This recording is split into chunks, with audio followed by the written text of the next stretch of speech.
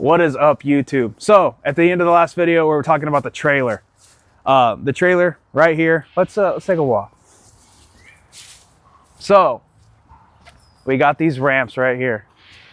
I was cheap when we built this trailer. I'll throw a photo on the screen right now of what this trailer looked like when I first got it. We were kind of in a time crunch, and I was cheap, and I didn't really have an idea of what I wanted to do for the ramps. So I went to Harbor Freight and I got these cheap aluminum ramps. And I thought, okay, the car's not very heavy. I have a Miata.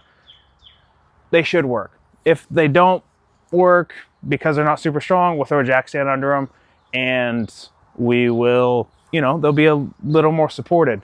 However, they don't mount to the trailer very well because, as you can see in the photo that I posted before, the trailer had a gate. See the gate? That was what they used to get vehicles on or mowers on before I bought it. Cut that off because I'm towing with a Colorado or a Canyon. They're the same truck. Towing with that doesn't have the highest tow capacity. The goal for this trailer was to take as much weight as absolutely possible off of it, so the gate had to go. However, the ramps being super light, they don't support a lot of weight.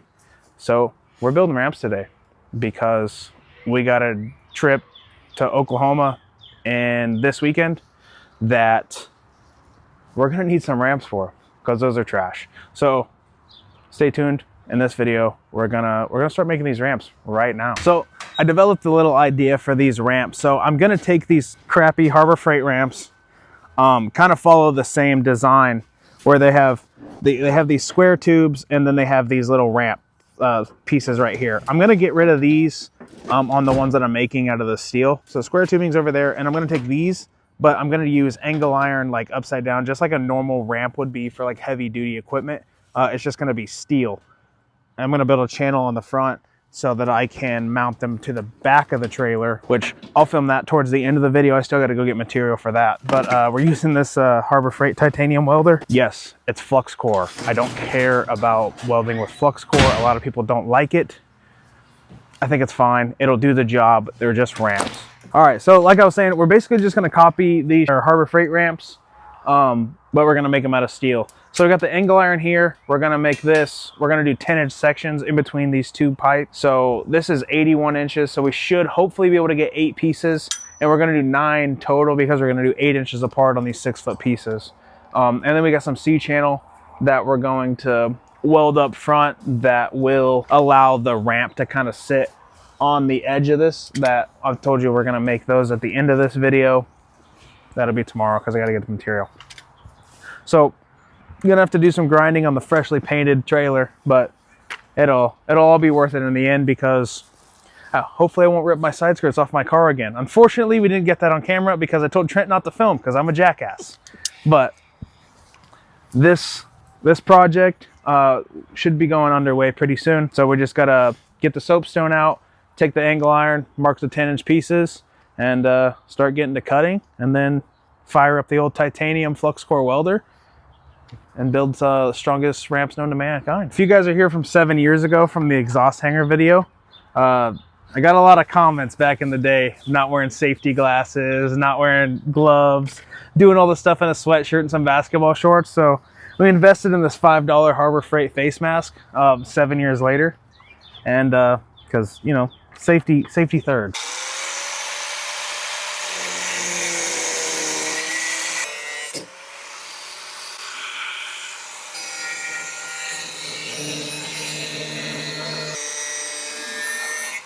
So these wheels take forever to cut this. This stuff's 3/8, so it's obviously like pretty strong, or pretty thick. I mean, not strong. It's gonna be strong too. That's what we want. That's right. But it takes forever to cut, but it should be pretty good, just like that, all the way around. Car should drive right up them. Of course, a bandsaw would have been way better, or a chop saw. We're broke, so subscribe so we can buy one eventually. But so you're just using the flap disc right now, but I didn't really account for the thickness of this, and my first cut was a little off because I'm an amateur, not a fabricator. So just got to trim this little bit off right here, but these ended up being like 9 3/4 or 9 15/16 or something. I mean, these all match up pretty good. Of course, we'll have to grind them to clean them up a little bit. but we're just gonna cut the little bit off of that and then cut one more here. And then we got them all marked up where we're gonna place the welds on the square stock itself. Yeah, just make this little cut right now, get one more, and then we'll start welding. Fire up the titanium and start laying some fire beads. Hey guys, it would help if you turn the welder on. We're golden.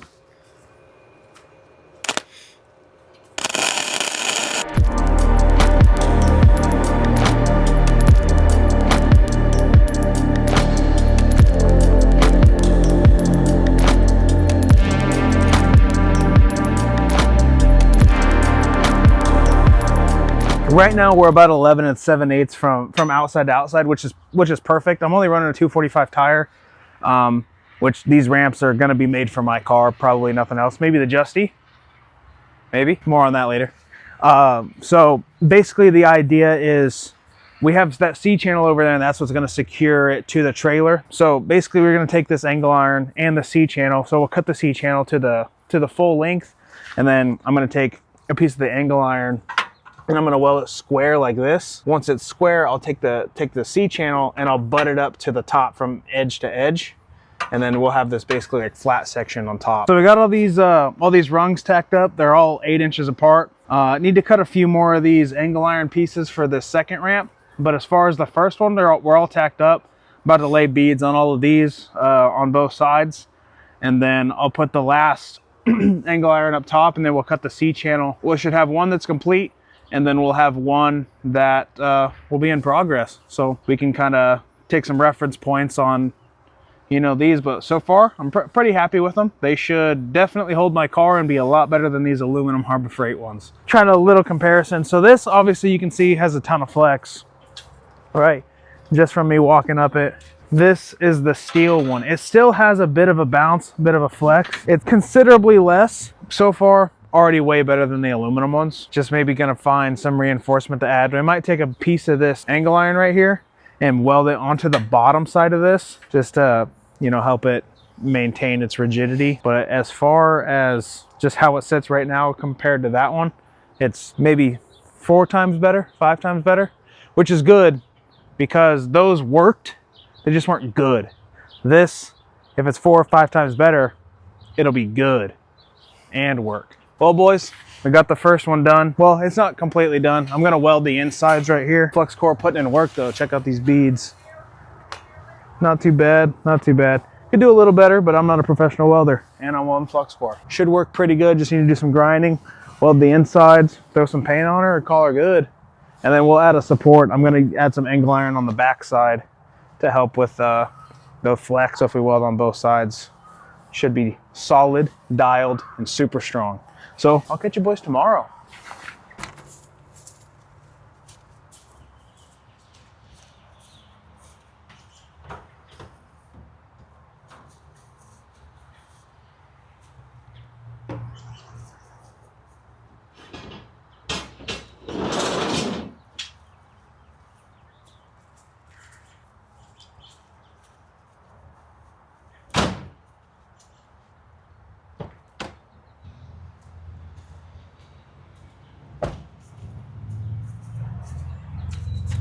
Boys, it's day 2. Let's finish these ramps.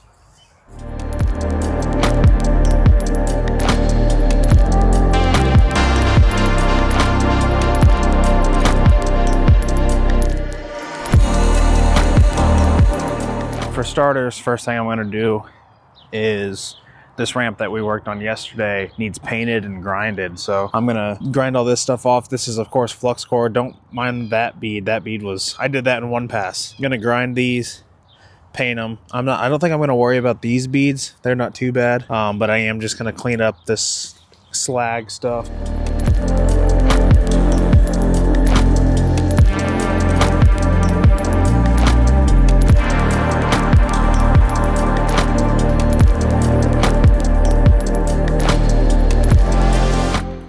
I got the back of these all welded up. Looks pretty decent. I'm about to cut the angle iron to weld on the back side of this, so I'm about to just take some measurements. This is what the back side looks like.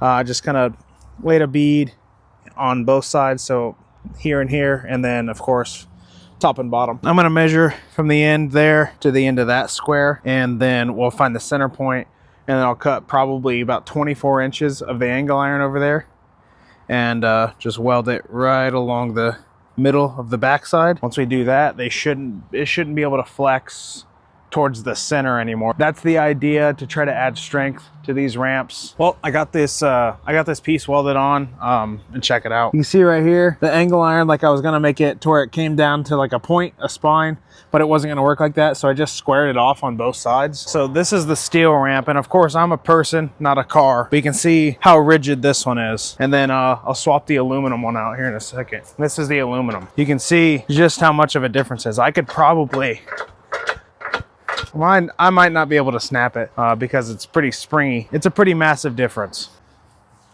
Well, started to put in work on the second ramp, as you can see here. Started to put on work on that, and then ran out of wire. So got to make a quick Harbor Freight run because we only weld with flux core. All right, boys, wire secured. Let's finish this ramp. So it's day 3.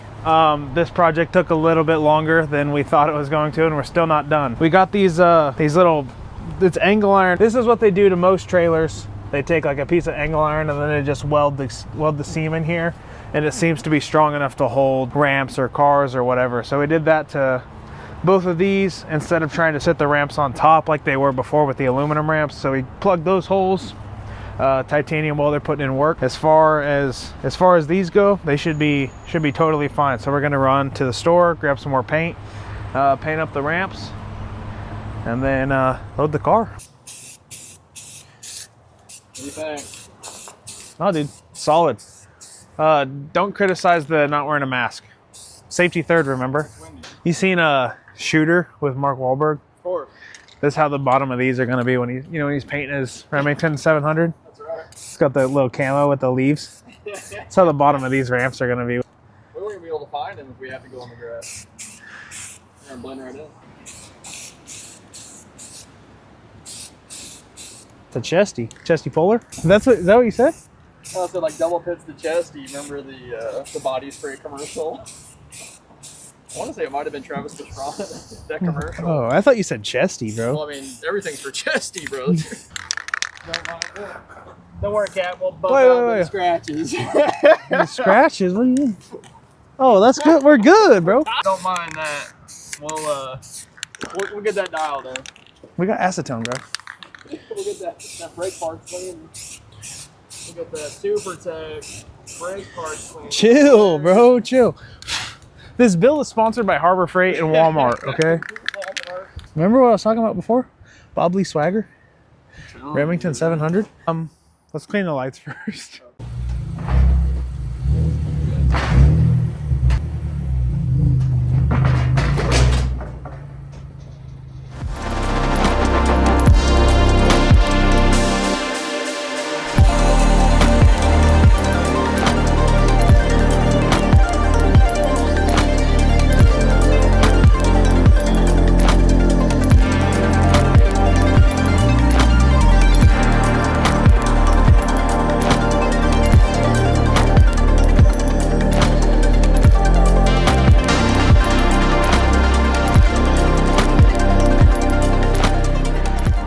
Boys, so you can see that the car is back in the garage now. I was just editing the ramp video and I realized that somehow Trent and I completely forgot to do an outro. So this is the outro to the ramp video. Thank you guys for watching. Hit that subscribe button if you would like, please do it. And then also hit that like button because that helps us kind of get in the algorithm and do all that kind of stuff. So stay tuned for next week because you'll get to see how we did with this car in Oklahoma and what events came of that. So thanks again for watching, and I will catch you boys in the next one.